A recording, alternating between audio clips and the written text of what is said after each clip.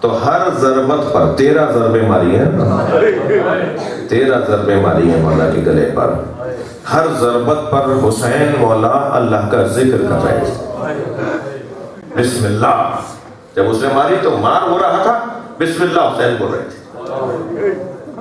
دوسری ضربت ماری وباللہ وفی سبیل اللہ وعلی ملت رسول اللہ تب علیہ کائنک انت التواب. یہ ذکر ہے جو امام حسین حالت سجدہ میں خنجر چلتے وقت اپنی زبان پہ جاری کر رہے ہیں.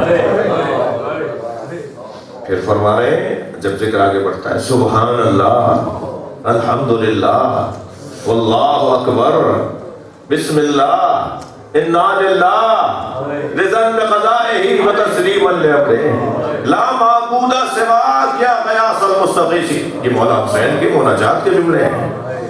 حسین شہید کیے جا رہے ہیں، ادھر خنجر چل رہا ہے، ادھر امام حسین کی زبان پہ اللہ کی تسبیح کے جملے آ رہے ہیں. کیا ہے حسین؟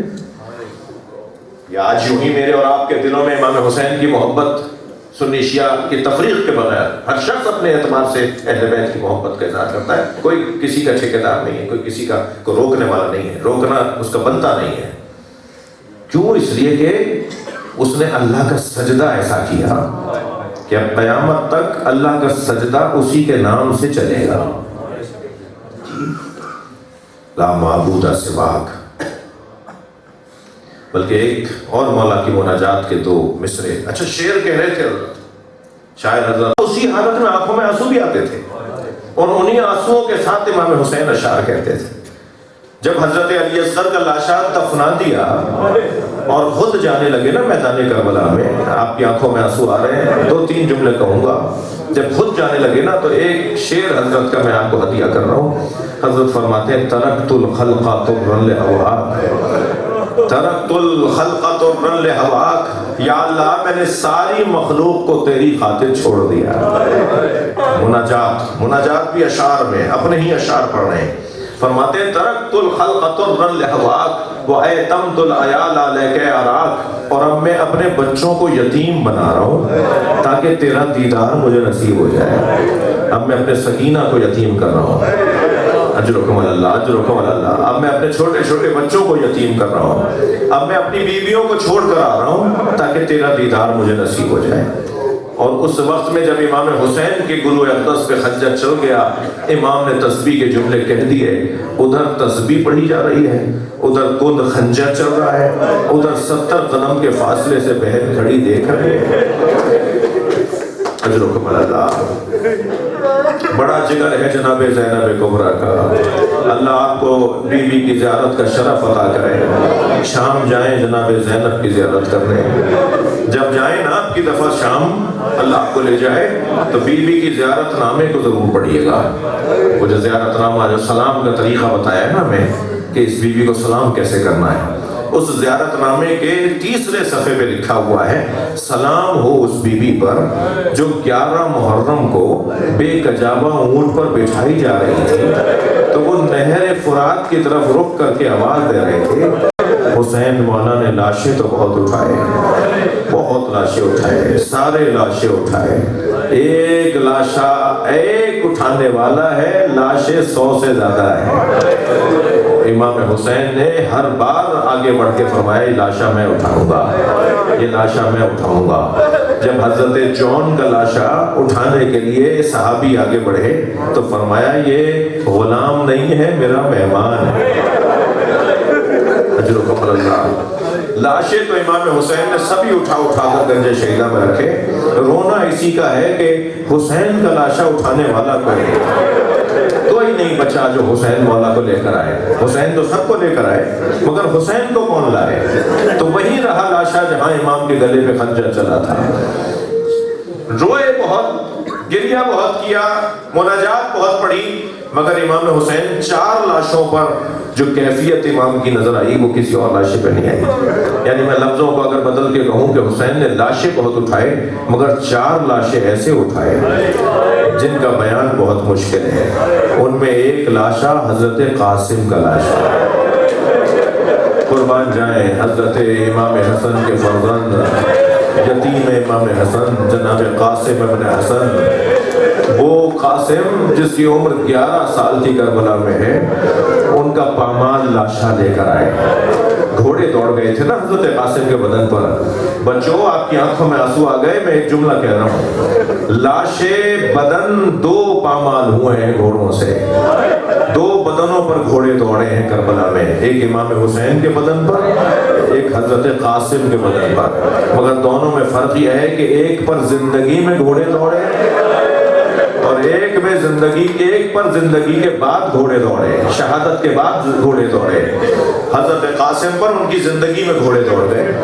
جوڑ علیحدہ ہو گیا. بار بار آواز آنے لگی چچا میری مدد کریں. اجرکم اللہ، تھکیں گے نہیں، مجھے 2-3 منزلیں لینی ہیں. آگے بڑھے. مولا حسین نے لاشا اٹھایا اور لا کے گنج شہیدہ میں رکھ دیا. گنج شہیدہ میں جب لا کے رکھا تو کیا دیکھا؟ ساری بیویاں تو وہاں کھڑی ہیں مگر اس بچے کی ماں نظر نہیں آ رہی. یعنی جناب ام فروا زوجہ امام حسن مجتبی وہ وہاں موجود نہیں تھیں. تو امام نے تعجب سے پوچھا جناب زینب سے، بہن زینب بھابھی ام فروا کہاں ہیں؟ تو خبر آئی کہ جب قاسم کی شہادت کی خبر آئی تھی تو ام فروا خیمے کی پشت کی طرف گئی تھی، خیموں کی اس طرف چلی گئی تھی. تو جناب زینب نے جا کے دیکھا تو کیا دیکھا؟ پیشانی سجدے میں ہے اور جناب ام فروا تسبیح پڑھ رہی ہے. شکرن شکرا حقاً حقا، یا اللہ تیرا شکر ہے تو نے میری قربانی قبول کر لی. جیسے ہی سجدہ مکمل ہوا تو جناب زینب کی آواز آئی بھابھی آپ کو حسین بلا رہے ہیں. آئیں وہاں پر جہاں قاسم کا لاشا رکھا تھا. امام حسین بھی وہیں بیٹھے تھے. اپنے بچے کا لاشا دیکھ کر روتی رہی. امام حسین کو دیکھ کر فرمایا بھائی حسین مجھے قاسم کا کرتا دے دو. جس کرتے میں میرا بچہ شہید ہوا ہے وہ کرتا مجھے دے دو.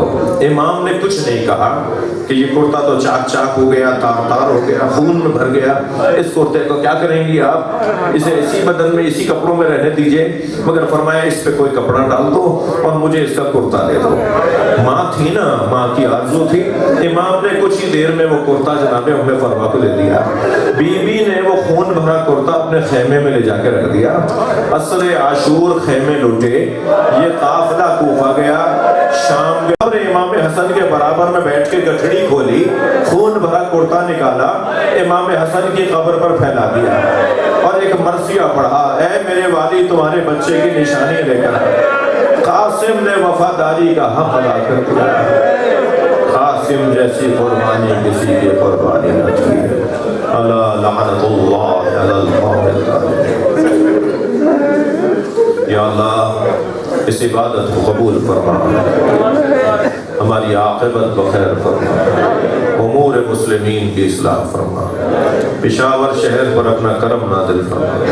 یہاں کے سنی، شیعہ، دیوبندی، بریلوی تمام شہریوں کو، مسلم غیر مسلم سب کو امن و امان عطا فرما. پروردگارہ خاص دعاؤں کو قبول فرما. امام زمانہ کے ظہور میں تعجیل فرما. پروردگارہ شہدائے محراب، شہدائے نماز، شہدائے عبادت، شہدائے مسجد ان کے درجات بلند ہیں، انہیں اور بلند فرما. ان کے وارثوں کو اور اسی طرح ان کے ساتھ ہم کو انہیں یاد رکھنے کی توفیق عطا فرما. ہمت، حوصلہ، شجاعت، بہادری عطا فرما. امام زمانہ کے ظہور میں تعجیل فرما. سید مسرت حسین شاہ اور ان کی زوجہ شہید مسرت حسین کے لیے اور آپ سب کے لیے دعا ہے. اللہ آسانی عطا فرما. امام زمانہ کو ہم سے راضی فرما. ایک سورہ فاتحہ 3 مرتبہ سورہ اخلاص مکررن تلاوت فرمائیے. شہدائے مسجد اور شہدائے خانہ کچھ رسالدار کے لیے. بسم اللہ الرحمن الرحیم. الرحمن الرحیم. ایاک نعبد و ایاک نستعین. صراط الذین انعمت علیہم غیر المغضوب علیہم. بسم اللہ الرحمن الرحیم. قل هو اللہ احد الصمد لم یلد ولم یولد ولم یکن له کفوا احد. بسم اللہ الرحمن الرحیم. قل هو اللہ احد الصمد لم یلد ولم یولد ولم یکن له